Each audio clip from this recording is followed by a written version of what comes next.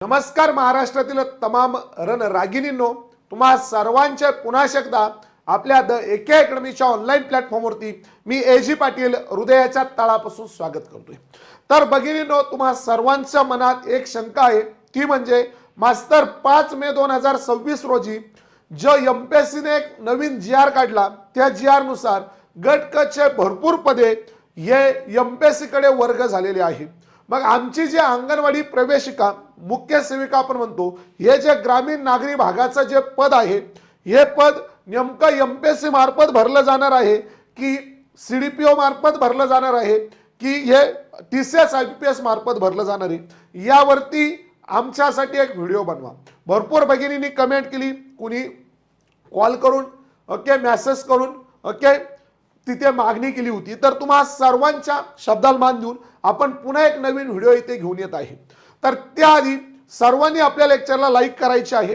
Video कसा वाटला comment करायचा, आणि अजून तुमच्या मनात काही शंका असेल तर ती तुम्ही ह्याच व्हिडिओ खाली कमेंट तिथे करायची आहे, त्यावरती देखील आपण एक काय करूयात, नवीन व्हिडिओ घेऊन यात। तर आजच्या व्हिडिओमध्ये आपण बघणार आहे अंगणवाडी प्रवेशिका म्हणजे मुख्य सेविका हे जे पद आहे, या पदाची नेमकं भरती कुणामार्फत होणार आहे, पहिला मुद्दा।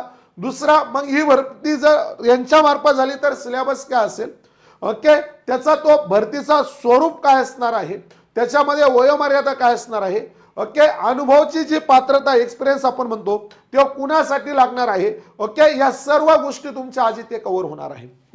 तर मग आपण लगेच आपल्या लेक्चरला काय करूया, सुरुवात करूया। त्याआधी सर्वांनी सुंदर हाताने लेक्चरला काय करायचे, लाईक करून घ्यायची आहे। तर भगिनींनो बघा, आता मुख्य सेविका हे पदाचा जर आपण विचार केला, त्याला प्रवेशिका असे आपण म्हणतो। तर मुख्य सेविका यामध्ये 2 टप्प्यात पदे आहे। मुख्य सेविका हे फक्त एकच पद नाहीये, तर हे 2 प्रकारे भरले जाणारे पद आहे। जर आपल्याला बघा, मुख्य सेविका हे जे पद आहे एक किती प्रकारे भरलं जातं, 2 प्रकारे भरलं जातं। पहिला जो प्रकार आहे त्याला आपण म्हणतो ग्रामीण भागामार्फत भरलं जाणारं पद, ग्रामीण भागातल्या मुख्य सेविका, ग्रामीण भाग। आणि दुसरं जे पद आहे ते नागरी भाग किंवा शहरी भागातल्या मुख्य सेविका, नागरी भाग किंवा शहरी भाग प्रवेशिका असे आपण त्याला म्हणू शकतो। या 2 वेगवेगळ्या पद्धतीने हे पद भरले जातात। आता मागील जी काही आपली भरती होती, त्या मागील भरतीचा जर आपण विचार केला ना, तर ग्रामीण भाग आणि नागरी भाग या वेगवेगळ्या पद्धतीने भरले गेलेले पद होते। ग्रामीण भागातले जे पद होते, हे ग्रामीण भागातले पद टीसीएस आयबीपीएस मार्फत भरले जातात, आयबीपीएस मार्फत भरले जातात कोणत्या ग्रामीण भागाचे पद। आणि जर आपण शहरी भागाचा जर विचार केला ना, तर शहरी भागाचे ही पदे टीसीएस आयबीपीएस कडे गेले होते, पण त्यानंतर ते पुन्हा कोणाकडे आणले, महिला बाल विकास विभागाकडे आणलेले, तर आपण सीडीपीओ असे म्हणतो। कोणाकडे आणले होते, महिला बाल विकास विभागाकडे आणलेले आहे, बाल विकास विभाग। म्हणजे हे शहरी भागातले विभाग, महिला व बाल विकास विभाग, महिला व बाल विकास विभाग असं त्याचं पूर्ण नाव आहे। तर आता बघा, मुख्य सेविका हे जे पद आहे त्याला आपण प्रवेशिका म्हणतो। हे गट क च पद आहे, वर्ग क च पद आहे, म्हणजे तलाठीच्या भरती जी आहेत, या तलाठी भरतीच्या बराबरीचे हे पद आहे, गट क च पद आहे। आता आपण जो नवीन जीआर पाहिला 5 मे 2026 चा, त्यामध्ये काय सांगितलंय की 5 मे 2026 ला जवळपास 150 पेक्षा जास्त पदे, 150 प्लस पदे हे कोणाकडे आले, एमपीएससी कडे आलेले आहे। यस, असा आपण पॉइंट बघितला। त्यामध्ये त्यांनी आपल्याला सांगितलं की मुख्य सेविका किंवा मुख्य प्रवेशिका हे पद असं नमूद करून दिलेलं नाहीये, पण त्यांनी तिथे नमूद करून काय दिलंय की सीडीपीओ मार्फत भरले जाणारे पद, महिला बाल विकास विभागामार्फत भरले जाणारे जे पद आहे ते पदे आता एमपीएससी कडे घेतले जाईल। महिला व बाल विकास विभागांतर्गत भरले जाणारे जे पद आहे ते पद एमपीएससी कडे घेतले जाईल। म्हणजे महिला व बालविकास विभागाचं जे अंगणवाडी मुख्य सेविकेचं जे पद आहे, जे नागरी किंवा शहरी भाग आपण म्हणतो, हे पद एमपीएससी कडे गेलेलं आहे. ओके, याच्यावरती शिक्कामोर्तब झालाय. ओके, हे बाकी कोणी घेणार नाही, डायरेक्ट एमपीएससी घेईल म्हणजे घेईल. कोणतं? नागरी किंवा शहरी मुख्य सेविका किंवा प्रवेशिका, हे पद 100% एमपीएससी कडे गेलेलं आहे. हा पॉइंट तुमचा क्लिअर झाला. आता जे ग्रामीण भागाचं पद आहे, आता ही भरतीचा जर आपण तसा पुरेपूर जर विचार केला ना ग्रामीण भागाचा, तर या ग्रामीण भागाची भरती ग्रामीण महिला विकास विभाग, ग्रामीण मुख्य सेविका किंवा प्रवेशिका भरती ही भगिनींनो जिल्हा परिषदेमार्फत होणारी खरी भरती आहे. कोणामार्फत? जिल्हा परिषद या मार्फत होणारी ही भरती आहे. ओके, मग त्यांनी तिथे जिल्हा परिषद नमूद केलेली का? नाही, जिल्हा परिषद नमूद केलेलं नाहीये. म्हणजे मुख्य सेविकेचं जे ग्रामीण भागातलं पद आहे, हे पद जिल्हा परिषदेमार्फत घेतलं जातं. मग या पदाची भरती ही एकतर टीसीएस मार्फत किंवा आयबीपीएस मार्फत होईल किंवा आणखी कुणामार्फत होईल. Okay, IBPS. ओके, एक मिनिट, आयबीपीएस या मार्फत, आणखी कुणामार्फत होईल. ओके, कोणती? ग्रामीण भागातली. पण शहरी भागातली जी आहे ती 100% एमपीएससी मार्फत होणार आहे. तो पॉइंट तुमचा काय झालाय तिथे क्लिअर झालेला आहे.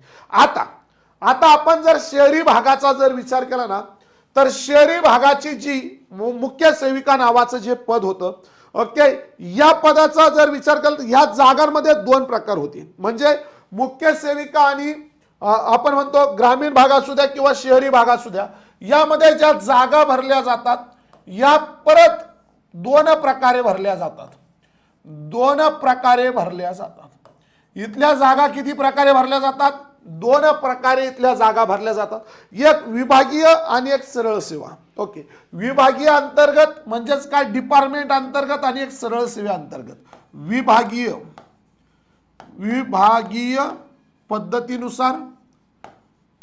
पद्धतीनुसार आणि दुसरी काय आहे? सरळ सेवेच्या पद्धतीनुसार.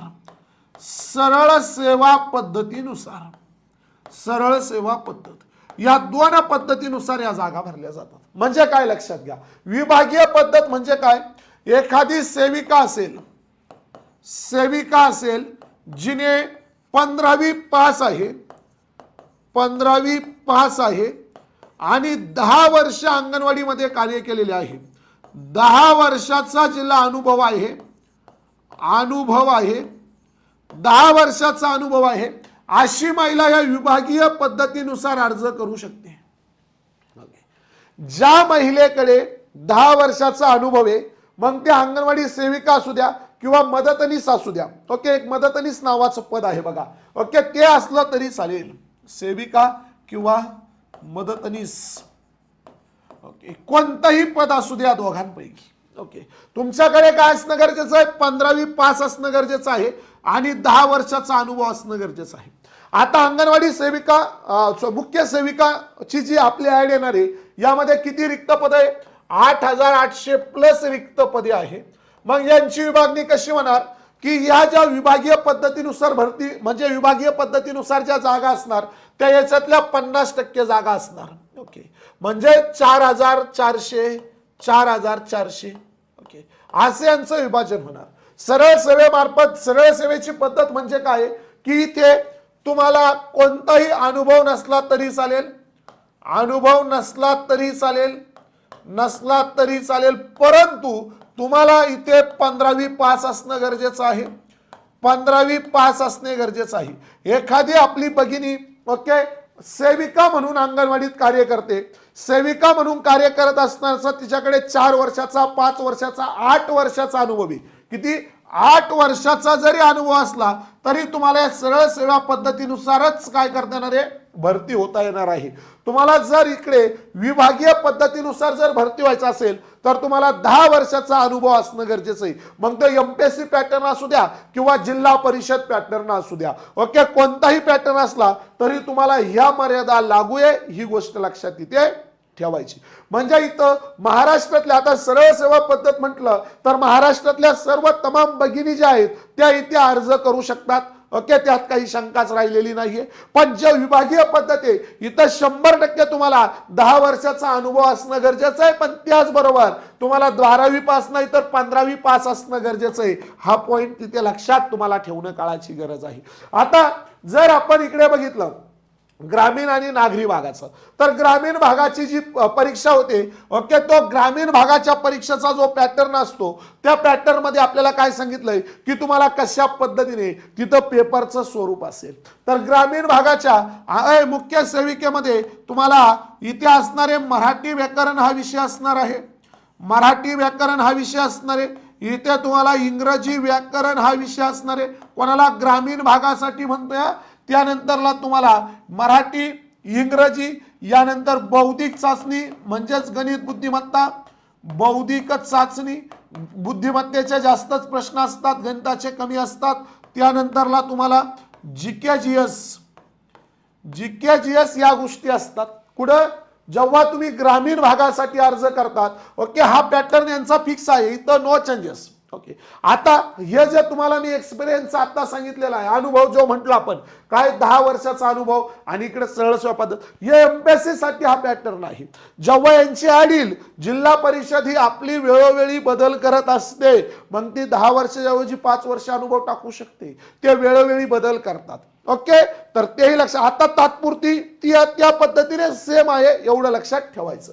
आता मराठी व्याकरणाचं बघा, इथे मराठी व्याकरणाचे 25 प्रश्न असणार, इंग्रजी व्याकरणाचे 25 प्रश्न असणार, बौद्धिक चाचणीचे 25 प्रश्न असणार आणि जीके जीएसचे 25 प्रश्न असणार. अशा 100 प्रश्नांचा हा पेपर असणार. नो निगेटिव्ह सिस्टीम आणि 200 गुण असणार, म्हणजे एक प्रश्न 2 गुणांसाठी असणार. जेव्हा तुम्ही ग्रामीण भागासाठी तयारी करताय तेव्हा तुम्हाला आयसीडीएस नावाचा जी योजना आहे 1975 ची, ही आयसीडीएस योजना करण्याची गरज नाहीये. कोणाला? ग्रामीण भागाची कॉम्प्युटरची सुद्धा तयारी करण्याची गरज नाहीये ग्रामीण भागासाठी. पण जेव्हा तुम्ही शहरी भागासाठी तयारी करता तर शहरी भागाचा जर आपण विचार केला तर शहरी भागाच्या अभ्यासक्रमाचे 2 पॅटर्न आपल्या समोर येतात. ओके, जुना पॅटर्न आणि एमपीएससी बदलू शकते तो पॅटर्न. आता बघा, जुन्या पॅटर्न नुसार जर आपण गेलो इथून मागच्या, ओके, तर सध्या आपल्याला हाच ग्राह्य धरायचा आहे. तर जुन्या पॅटर्न मध्ये आपल्याला काय सांगितलंय, पहिला विषय आपल्याला दिलाय मराठी व्याकरण, मराठी व्याकरण. दुसरा विषय दिला आपल्याला इंग्रजी व्याकरण, इंग्रजी व्याकरण. तिसरा विषय दिला आपल्याला जीके जीएस म्हणजे सामान्य ज्ञान. चौथा विषय दिला आपल्याला कॉम्प्युटर. ओके, पाचवा विषय दिला आपल्याला बौद्धिक चाचणी, बौद्धिक चाचणी आणि 6वा विषय दिला आपल्याला आयसीडीएस व पोषण आहार, व पोषण आहार. हे 6 विषय आपल्याकडे आहेत. ओके, कोणासाठी? नागरीसाठी. या ग्रामीणसाठी 4च विषय आहे, इंग्रजी, मराठी, बौद्धिक चाचणी, जीके जीएस, ग्रामीणसाठी. पण जेव्हा आपण नागरीसाठी तयारी करतो तेव्हा आपल्याला मराठी व्याकरणाचे 10 प्रश्न असणार, इंग्रजी व्याकरणाचे 10 प्रश्न असणार, जीके जीएसचे 10 प्रश्न असणार, कॉम्प्युटरचे 10 प्रश्न असणार, 1 2 3 4 आणि गणित बुद्धिमत्तेचे 20 प्रश्न असणार. 60 प्रश्न झाले. 40 प्रश्न आयसीडीएस व पोषण आहार वरती असणार. असे 100 प्रश्न असणार, 100 प्रश्न असणार. 200 गुणांचा हा पेपर असणार, 200 गुणांचा हा पेपर इथे आपल्याला असणार. ओके, यामध्ये निगेटिव्ह सिस्टीम असणार नाही, म्हणजे जुन्या पॅटर्न नुसार. आता हा झाला आजपर्यंत आपल्याकडे नागरी किंवा आपण शहरी भागातली जे प्रवेशिका पद म्हणतोय, जे महिला बालविकास विभागाअंतर्गत भरलं जात होतं, त्या पदाचा हा सिलेबस. पण आता ते पद गेलं एमपीएससी कडे. आता एमपीएससी काय करते बघा, तर एमपीएससी म्हटलं की ते 2 टप्पे येतात, म्हणजे येतात.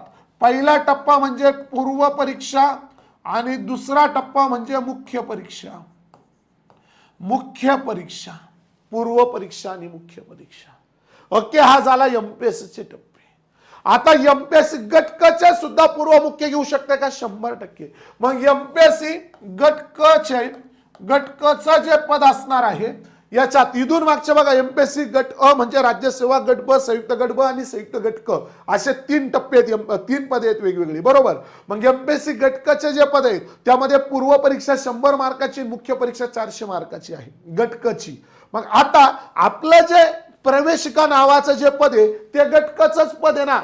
मग तिथं एमपीएससी याच्यात जर बदल केला, जर हा सिलेबस ठेवला तर अतिउत्तम, जर हा सिलेबस ठेवला नाही तर ती बदल करणार या पद्धतीने. आता लक्षात घ्या कसा, तर ते काय करणार, पूर्व परीक्षा घेणार 100 मार्काची, पूर्व परीक्षा घेणार 100 मार्काची. या 100 मार्काच्या पूर्व परीक्षेमध्ये असणार 3 विषय. किती? 3 विषय. म्हणजे तसं पाहिलं तर 2च विषय. कोणत्या कोणत्या तर लक्षात घ्या, एक प्रश्न 1 मार्काला राहणार. ओके, तर इथे असणार जीके जीएस, जीके जीएस चे 80 प्रश्न, 80 प्रश्न असणार आणि बौद्धिक चाचणीचे 20 प्रश्न असणार. बौद्धिक चाचणीचे 20 प्रश्न असणार. म्हणजे पूर्णपणे नॉन टेक्निकल वरती ही पूर्व परीक्षा असणार. ओके, आणि मग आता एमपीएससी म्हटलं की निगेटिव्ह सिस्टीम आली.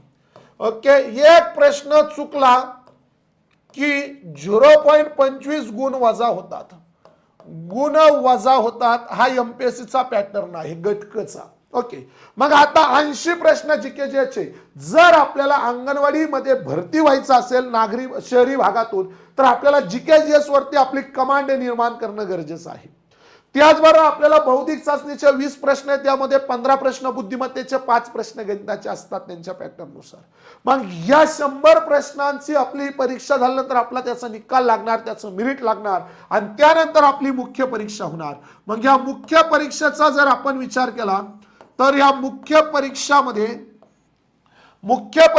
आता लक्षात घ्या, मुख्य परीक्षामध्ये आपल्याला 2 पेपर ते ठेवणार. 2 पेपर असणार. 2 पेपर मध्ये पहिला जो पेपर असणार तो भाषाचा असणार. भाषाचा पहिला पेपर असणार. यामध्ये मराठी व्याकरण असणार आणि इंग्रजी व्याकरण असणार. मराठी व्याकरण आणि इंग्रजी व्याकरण, मराठीचे 50 प्रश्न आणि इंग्लिशचे 50 प्रश्न, 100 गुणांसाठी 200 मार्काचा पहिला पेपर. त्यानंतर दुसरा पेपर हा संकीर्ण असणार. संकीर्ण पेपर असणार.